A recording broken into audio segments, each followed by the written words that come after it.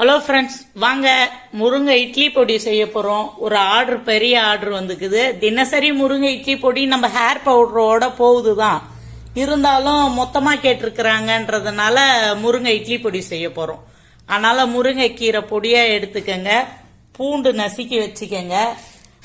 மிளகு, ஜீரகம், பொட்டுக்கல்ல, கருப்பு உளுந்து, காஞ்ச மிளகா, கடலப்பருப்பு, எள்ளு கொஞ்சம், கருவேப்பிலை மூட்டையா காய வச்சு கட்டி வச்சுக்கிறோம்.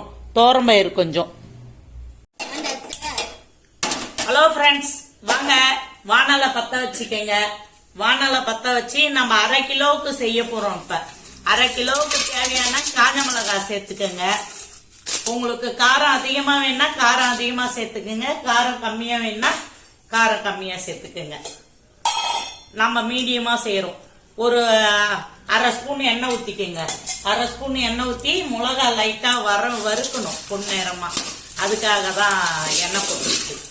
இல்லைன்னா ஒரு மாதிரி கருப்பா தீஞ்ச மாதிரி வரும். சும்மா ஒரு டிராப் எண்ணெய் போட்டு அதை வறுத்தோம்னு வச்சுக்க, அது அந்த அளவுக்கு இருக்காது. நல்லா மிளகா செவரட்டும். செவந்ததுக்கு அப்புறம் கீரையை போட்டுக்கலாம். மிளகா நல்லா செவந்துருச்சு. கீரையை சேர்த்துக்கங்க. கீரையை சேர்த்து சும்மா ஒரு காஞ்ச கீரை தான் அது. சும்மா ஒரு கிளறி விட்டு எடுத்து கொட்டிக்கலாம்.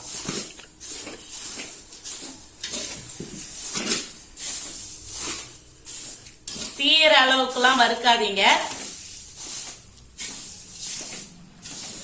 சொல்லுவாங்கல்ல, அந்த பச்சை வாசனை போறதுக்காக அதை சும்மா கொட்டி அந்த எண்ணெயில இந்த காஞ்ச மிளகா இதோட சேர்த்து அதை கிளறி விட்டுட்டாங்க.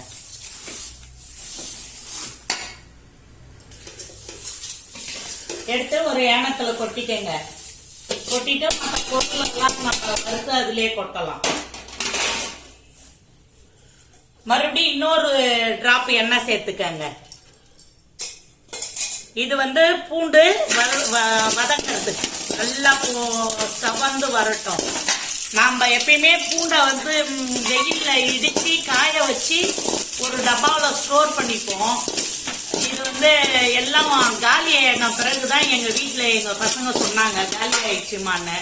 அதனால இப்ப திடீர்னு கொஞ்சோண்டு மட்டும் இதுக்கு சேர்த்துக்கிறோம். இது கூடயே கட்டி பெருங்காயத்தூள் இத மாதிரி கிள்ளி வச்சுக்கங்க. கிள்ளி வச்சுட்டு இத மாதிரியே இது கூட செவரக வறுத்துக்கங்க. பெருங்காயமும் பொரிஞ்சு வந்துடும். அதுலயே வாசனையா பொரிஞ்சு வந்திருக்கு. பூண்டோடைய வதக்கமும் வதக்கிடுச்சு.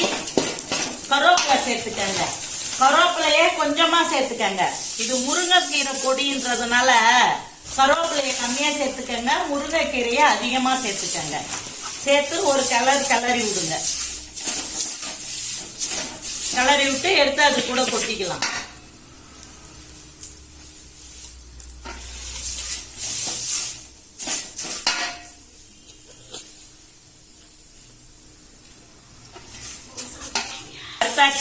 எடுத்து இந்த பாத்திரத்திலே கொட்டிக்கோங்க. முருங்கைக்கீரை பொடி. கடலப்பருப்பு சேர்த்துக்கங்க.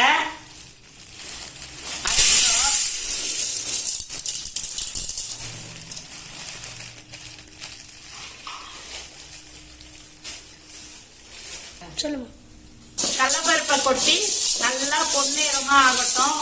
அதுக்காக முழு தீய வச்சு வறுக்காதீங்க. கொஞ்சமா முக்காத்தீய வச்சு வருங்க. கடலப்பருப்பு நல்லா செவந்து வரட்டும்.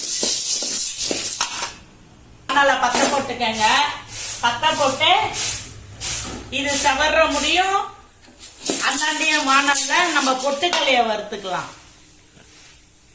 1/2 கிலோ பொட்டுக்கல்லை போட்டுக்கங்க. இது 100 கிராம் படி. அதனால இதுல ஒரு 5 போட்டுக்கலாம்.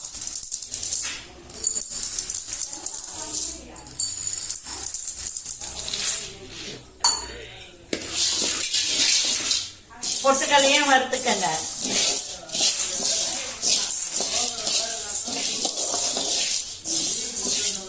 சவரட்டம் நல்லா பொட்டுக்கல்லையும் பொன்னேரமா.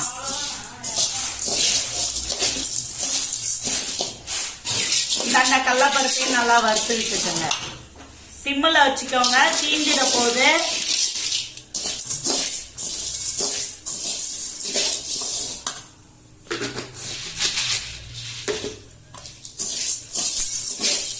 செவந்து வந்த பிறகு பொட்டுக்கல்லையை நிறுத்திடலாம். பொட்டுக்கல்லையை நிறுத்திட்டு இந்தாண்டே நம்ம வறுத்துக்கலாம் எல்லாத்தையும்.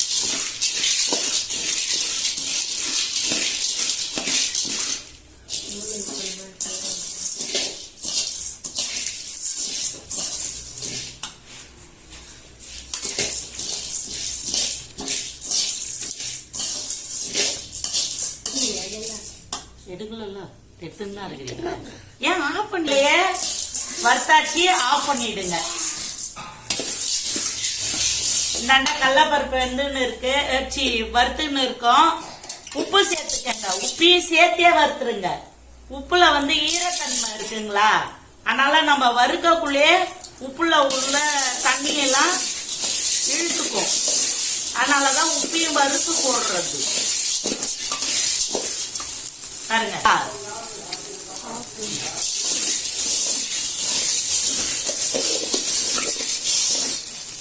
உளுந்து சேர்த்துக்கங்க. எல்லாம் நம்ம அரை கிலோ சேர்த்துக்கிறோம். அதனால அரை கிலோ சேர்த்து உளுந்தையும் வறுத்துக்கங்க. எப்பயும் செய்யக்குள்ள கருப்பு உளுந்து சேர்த்துக்கங்க. கருப்பு உளுந்து இடுப்புக்கெல்லாம் நல்லது. தோலோட சேர்த்து சாப்பிட்டோம்னா. வெள்ளை உளுந்தை விட கருப்பு உளுந்தை சேர்த்துக்கங்க. நல்லா பொன்னேரமா ஆகட்டும். அதையும் வறுத்து அதனுடைய கொட்டிக்கலாம். லைட் பிளாஸ்க் ஆன் பண்ணுங்க. உளுந்த நல்லா வறுத்தாச்சு. உளுந்த வறுத்ததையும் எடுத்து இதோட சேர்த்து கொட்டிக்கங்க.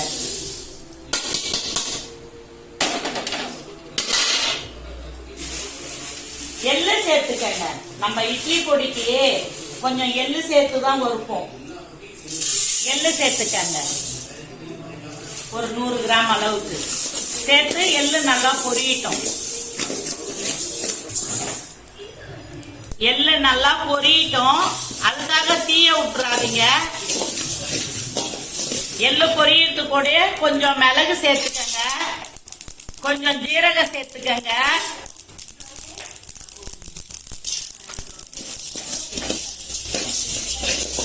நல்லா எல்லாம் பொன்னேரமா ஆகட்டும்.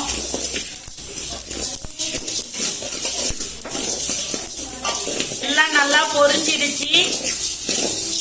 நல்லா செம்ம வாசனை. எல்லாம் வறுக்க கொட்டிக்கங்க. தோரம்பருப்பு கொட்டிக்கங்க.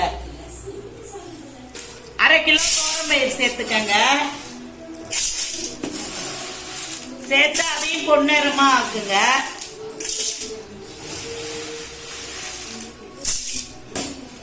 அதுவும் நல்லா பொன்னேரமா ஆகட்டும். தோரம்பயிறு பொன்னேரமா ஆயிடுச்சு. எல்லாத்தையுமே வறுத்தாச்சு. ஃபைனலா எல்லாத்தையும் ஆற விட்டு மிக்சியில போட்டு ஓட்டி பொடி ரெடி பண்ணிக்கலாம். இப்படிதான் முருங்கை பொடி செய்யறது.